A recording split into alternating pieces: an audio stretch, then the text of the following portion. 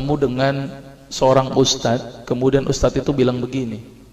Ini latar belakang saya kenapa saya belajar pengobatan Nabi. Ustadz itu bertanya kepada saya begini, "Dok, antum yakin gak sih dok kalau antum masuk surga?"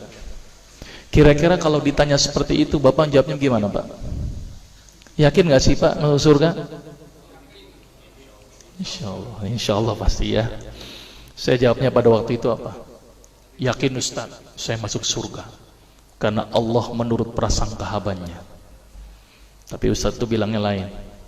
Kayaknya antum masuk neraka deh. Waduh, Masya Allah kok bisa bilang begini Ustaz? Dari mana antum berpatokan anak masuk neraka? Tapi Ustaz itu cukup cerdas. Dia memberikan data-datanya ke saya. Maka saya bersyukur kepada Ustaz tersebut ya. Dia ambil pada waktu itu, mohon maaf ya, saya menyebut merek, mohon maaf. Diambil obat, ya dok. Saya nyebut merek, mohon maaf ya, Lovenox. Obat apa itu? Obat yang dipakai untuk mengencerkan darah. Biasanya diberikan pada penderita penyakit jantung, stroke dan gangguan bekuan darah. Lovenox. Di situ tertuliskan kata apa? Porsin origin. Ada yang tahu porsin? Ada yang tahu? Nggak ada yang tahu. Berarti kalau dokter ngeresepin obat apa aja ditelan semuanya nih. Masya Allah. Porsin itu isinya Pak, babi Pak. Malah di boxnya tertulis kata-kata bener-bener bersumber dari babi. Saya bilang, waduh, berarti dok kalau antum ngeresepin porsin satu pasien, antum telan itu obatnya, kira-kira ibadah orang tersebut diterima nggak sama Allah? Diterima atau tidak? Tidak akan diterima dok. Siapa yang dipersalahkan nanti? Antum yang menuliskan resep. Satu. Diambil lagi obat yang kedua. Saya cerita latar belakang dulu ya sebelum saya terapi senyum. Diambil obat yang kedua. Pada waktu itu diambil apa? Actrapid. Apa itu? Insulin. Tulisannya apa? Human insulin. Jadi diambil dari manusia yang telah meninggal. Diambil pankreasnya, insulinnya, yang menderita penyakit kanker pankreas, dibuatlah obat. Berarti dokter sudah menyuntikkan manusia ke dalam manusia. Diambil lagi obat yang ketiga. Wah, luar biasa ini dokter. Apa Ustadz ini? Diambil obat namanya analsik. Apa itu analsik? Obat untuk pusing. Ini di kalangan dokter sering resep ini nih. Isinya apa? Antalgin dan diazepam. Diazepam, makanya kalau orang minum obat ini pasti ketagihan, saya yakin.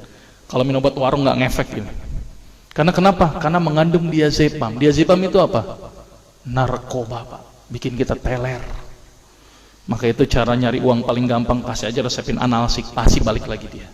Karena kenapa? Narkobanya bikin kecanduan. Dia mengandung diazepam. Diazepam fatwa ulama bagaimana? Haram. Diambil lagi obat batuk, kodein. Maka itu kita minum obat batuk langsung hilang batuknya karena kodein. Kodein ini ternyata derivat dari narkoba. Berarti dokter sudah ngeresepin narkoba. Diambil semua obat sirup di depan saya, lihat dok, lihat semuanya. Ada nggak yang tidak mengandung alkohol? Semuanya mengandung alkohol.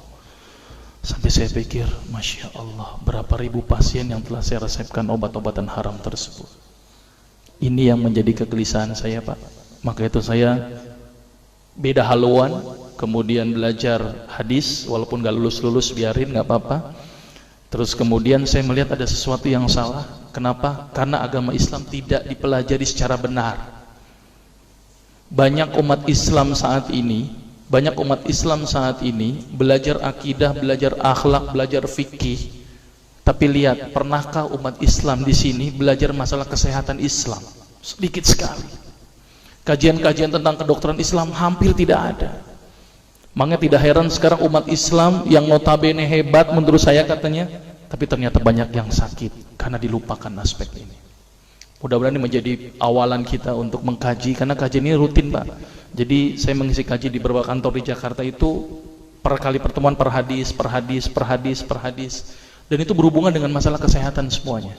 Jadi ternyata Allah ini menurunkan ibadah, memerintahkan kita untuk sholat, puasa, tahajud, semuanya ini bukan untuk kepentingan Allah Pak. Allah nggak butuh sholat kita, Allah tidak butuh puasa kita. Ternyata Allah menurunkan ibadah adalah bentuk rasa sayang Allah kepada barang ciptaannya, yaitu manusia. Seperti halnya orang menciptakan motor, mobil, maka di maintenance itu dengan adanya servis. Maka Allah juga memaintenance barang ciptaannya, yaitu manusia, dengan servis. Servis yang dilakukan adalah dengan ibadah. Jadi kalau seandainya kita tidak melakukan ibadah, sama aja tidak mau servis diri kita sendiri. Saya akan terangkan ternyata semua amalan yang dicontohkan Rasul itu bermanfaat dari sisi kesehatan. Saya akan mulai nanti dengan terapi senyum ya. Ini lewat saja. Ini saya mohon maaf nyebutin obat-obatannya, mohon maaf ya. Ini juga mengandung plasenta. Plasenta itu ari-ari ya. Jadi di luar negeri itu ari-ari dipakai obat, Pak. Kalau di Indonesia diapain, Pak? Dikubur, kadang-kadang pakai apa? Kaca, pulpen, buku, kadang-kadang pakai kurungan ayam. Kreatif, tapi kreatif nggak benar. Gitu ya. Di sana ini obat Lovenox namanya ya. Jadi bersumber babi. Ini yang mengandung narkoba. Wah, dulu tuh saya kalau jadi dokter gila-gilaan pengasih narkoba, Pak. Setiap ibu hamil, setiap ibu datang dengan bawa anak kecil, itu anak kecil Pak saya kasih narkoba, Pak. Kenapa? Karena ibu-ibu paling seneng kalau anaknya datang terus kemudian tidur pules. Wah, seneng banget tuh ibu-ibu. Apalagi obatnya yang tokcer, paling seneng itu orang. Maka itu saya kalau ngasih obat antibiotik dulu nggak, namanya amoxicillin, ampicillin, nggak level buat saya. Apa yang saya kasih? Cephalosporin. Obat turun demam aja nggak ngefek, nih saya cuma 500 mg Pak, 650. Dan selalu anak kecil datang kan alasannya takut kejang. Selalu saya tambahkan apa ini, Pak? Luminal. Saya dulu bandar narkoba, Pak, tapi legal, resep. Maka itu saya banyak dosa ini. Mudah-mudahan ini bisa menembus dosa saya nanti di akhirat.